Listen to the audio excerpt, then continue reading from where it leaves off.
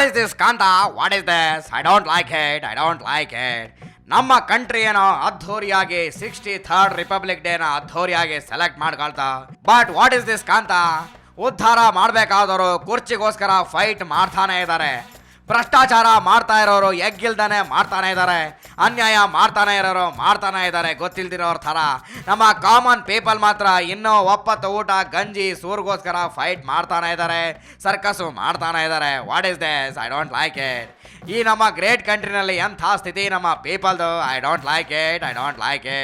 ನೋಡಲ್ಲಿ ಬದುಕಿರೋರೆ ಹಾಸ್ಪಿಟಲ್ಗೆ ಹೋಗಿ ನಾವು ಬದುಕಿದೀವಿ ಸಾರ್ ಅಂತ ಹೇಳಿ ಸರ್ಟಿಫಿಕೇಟ್ ತಗೊಂಡು ನಾವು ಸತ್ತಿಲ್ಲ ಮ್ಯಾನ್ ಅಂತ ಪ್ರೂವ್ ಮಾಡ್ಬೇಕಾಯ್ತಲ್ಲ ಕಾಂತ ನಮ್ಮ ಕಂಟ್ರಿನಲ್ಲಿ. ಈ ನಾನ್ ಸೆನ್ಸ್ ಬ್ಯೂರೋಕ್ರಾಟ್ಸ್ ಮಾಡಿದ ಕೆಲಸದಿಂದ ಉಡುಪಿ ಜಿಲ್ಲೆಯ ಕೋಡಿಬೆಟ್ಟು ಪಂಚಾಯತ್ ಪ್ರದೇಶದಲ್ಲಿ ಬರೋ ಈ 7 ಜನರನ್ನ ಬದುಕಿರೋವಾಗಲೇ ಸಾಯಿಸ್ಬಿಟ್ಟಿದಾರಲ್ಲ ರೆವೆನ್ಯೂ ಡಿಪಾರ್ಟ್ಮೆಂಟಿನ bureaucrats. I don't like it. Why man ಹೀಗೆ ಮಾಡ್ತೀರಾ ಅಂತ ಕೇಳೋದಕ್ಕೆ, no man, birth death census ಮಾಡ್ತಾ ಇರೋವಾಗ ಸಮಥಿಂಗ್ ರಾಂಗ್ ಆಗ್ಬಿಟ್ಟಿದೆ. Don't worry, take it easy ಅಂತಾರಲ್ಲ, ಏನ್ ಮಾಡ್ಬೇಕು ಹೇಳೋ ಇಂಥ ದಡ್ಡ ಶಿಖಾಮಣಿಗಳಿಗೆ. ಎಂಥ ದಡ್ಡ ಅಧಿಕಾರಿಗಳಿರೋವಾಗ ನಮ್ಮ ಕಂಟ್ರಿ ಹೆಂಗ್ ಉದ್ಧಾರ ಆಗುತ್ತೆ ಹೇಳು ನೋಡೋಣ. ಮಕಾಡೆ ಮಲಿಕೊಂಡ್ಬಿಡುತ್ತೆ ಕಾಲೆತ್ಕೊಂಡು. ಹೆಂಗೆ ನಾನು ಹೇಳಿದ್ದು ಕರೆಕ್ಟ್ ಅಲ್ವಾ ಅಂತ ಸ್ವಲ್ಪ ಸ್ಮೈಲ್ ಮಾಡಿ ಓಕೆ. ಇವಾಗ ಇದೆಲ್ಲ ಇರಲಿ, ಅಲ್ಲಿ ಮತ್ತೆ ನಮ್ಮ ಸ್ಟ್ರೈಕಿಂಗ್ ವಾಟಾಳ್ ನಾಗಣ್ಣ ಬೀದಿಗಿಳಿದು ಮತ್ತೊಂದು ಡಿಫ್ರೆಂಟ್ ಆಗಿ ಸ್ಟ್ರೈಕ್ ಮಾಡಿದಾರಂತೆ. ಅದೇನು ಅಂತ ನೋಡ್ಕೊಂಡು ನಮ್ಮ ನಾಗಣ್ಣನಿಗೆ ಸಪೋರ್ಟ್ ಮಾಡೋಣ. ನಡಿಕಾಂತ ನಡಿ. ನಾಗಣ್ಣ ನಮಸ್ಕಾರ, ಹೇಗಿದ್ರಾ? ಸೂಪರಾ, ಓಕೆ ಫೈನ್. ಅಂದಾಗೆ ನಿನ್ನೆ ಗಣರಾಜ್ಯೋತ್ಸವ ಆಚರಿಸಿದ್ರಲ್ಲ, ಅದ್ರ ಬಗ್ಗೆ ಏನು ಹೇಳ್ತೀರಾ? ಗಣರಾಜ್ಯೋತ್ಸವ ಇಷ್ಟು ವರ್ಷಗಳಾಗಿದೆ, ಹೌದು. ಆದ್ರೆ ದೇಶದಲ್ಲಿ ಸಾಮಾನ್ಯ ಜನರ ಪರಿಸ್ಥಿತಿ ಏನು? ಜನಸಾಮಾನ್ಯರ ಪರಿಸ್ಥಿತಿ ಏನು? ಮತ್ತೆ ಈ ದೇಶದ ಬಡವರ ಪರಿಸ್ಥಿತಿ ಏನು? ಮಧ್ಯಮ ವರ್ಗದ ಪರಿಸ್ಥಿತಿ ಏನು? ಇದ್ಯಾರು ಅರ್ಥ ಆಗಿಲ್ಲ. ಹೌದು, ಅರ್ಥವಾಗಿಲ್ಲ. ಗಣರಾಜ್ಯೋತ್ಸವ ಮಾಡಿದ ತಕ್ಷಣ ವರ್ಷಕ್ಕೊಂದು ಗಣರಾಜ್ಯೋತ್ಸವ ಮಾಡಬೇಕು. ಹೌದು, ಮಾಡಬೇಕು, ಸತ್ಯ. ಆದ್ರೆ ಈ ಜನರ ಸಮಸ್ಯೆ ಬೆಲೆ ಏರಿಕೆ ತಡೆಯೋದರಲ್ಲಿ ಕೇಂದ್ರ ಸರ್ಕಾರ ರಾಜ್ಯ ಸರ್ಕಾರ ಎರಡು ವಿಫಲರಾಗಿದ್ದಾರೆ. ಅದಕ್ಕೇನಿವಾಗ ರಾಜ್ಯ ಸರ್ಕಾರ ಕೇಳ್ತಾ ಇದ್ದೇನೆ, ಏನಂತ?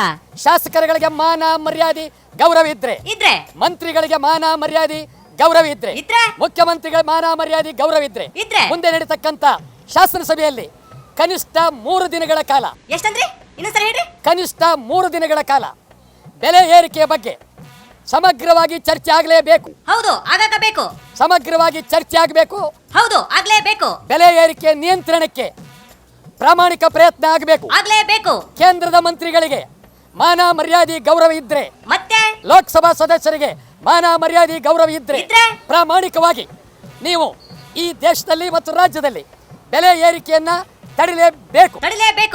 ಅದೆಲ್ಲ ಇರ್ಲಿ, ಯಾವ್ಯಾವ ಬೆಲೆ ಜಾಸ್ತಿ ಆಗಿದೆ ಇವಾಗ? ಅಕ್ಕಿ ಬೆಲೆ ಜಾಸ್ತಿ. ಹೌದು, ಅದು 40 ರೂಪಾಯಿ ಕಿಲೋ ಆಗಿದೆ. ರಾಗಿ ಬೆಲೆ ಜಾಸ್ತಿ. ಅದು 20 ರೂಪಾಯಿ ಕಿಲೋ ಮುಂದ. ಎಣ್ಣೆ ಬೆಲೆ ಜಾಸ್ತಿ. ಅದ 100 ರೂಪಾಯಿ ಕಿಲೋ ಮುಂದ. ಜೋಳದ ಬೆಲೆ ಜಾಸ್ತಿ. ಜೋಳ 60 ರೂಪಾಯಿ ಕಿಲೋ ಮುಂದ. ಮಾಂಸದ ಬೆಲೆ ಜಾಸ್ತಿ. ಚಿಕನ್ 120, ಮಟನ್ 400 ಮುಂದ. ಪ್ರತಿ ಒಂದು ಜಾಸ್ತಿ. ಬಪ್ಪರೆ ಯಾವುದು ಕಡಿಮೆ ಇದೆ? ಶಬಾಷ್. ಹೋಟೆಲ್ ತಿಂಡಿ ಬೆಲೆ ಜಾಸ್ತಿ. ಹೌದು, ಇಡ್ಲಿಗೆ 20 ರೂಪಾಯಿ, ಪಲಾವ್ 25, ಮಿನಿ ಮೇಲ್ಸ್ 40 ರೂಪಾಯಿ, ದೋಸೆ 50 ರೂಪಾಯಿ. ಸಿನಿಮಾ ರೇಟ್ ಜಾಸ್ತಿ. 500 ರೂಪಾಯಿ ಕೊಟ್ಟರು ಟಿಕೆಟ್ ಸಿಕ್ವಲ್ದು. ಪ್ರತಿಯೊಂದು ಜಾಸ್ತಿ. ಹೌದಾ? ಔಷಧಿ ರೇಟ್ ಜಾಸ್ತಿ. ಯಾಕೋ? ಆಸ್ಪತ್ರೆ ರೇಟ್ ಜಾಸ್ತಿ. ಯಾವ್ದು ಕಡಿಮೆ ಇದೆ? ಆದ್ರಿಂದ ಅದಕ್ಕೆ ನೀವೇನ್ ಮಾಡ್ತೀರಿ ಇವಾಗ? ಬಡವರ ಪರವಾಗಿ, ಮಧ್ಯಮ ವರ್ಗದವರ ಪರವಾಗಿ, ಜನಸಾಮಾನ್ಯರ ಪರವಾಗಿ ಮತ್ತೆ ಕನ್ನಡ ಚಳವಳಿ ಅಟಲ್ ಪಕ್ಷ ಇವತ್ತು ಬೆಲೆ ಏರಿಕೆ ಭೂತಕ್ಕೆ ಪರಿಕೆ ಹೊಡೆಯುವ ಮೂಲಕ ವಿನೂತನ ಚಳವಳಿಯನ್ನ ಮಾಡ್ತಾ ಇದ್ದೇವೆ. ಮತ್ತೆ ಆಗ್ತಡ ಹೊಡ್ರಿ ಹಲ್ಗಿ.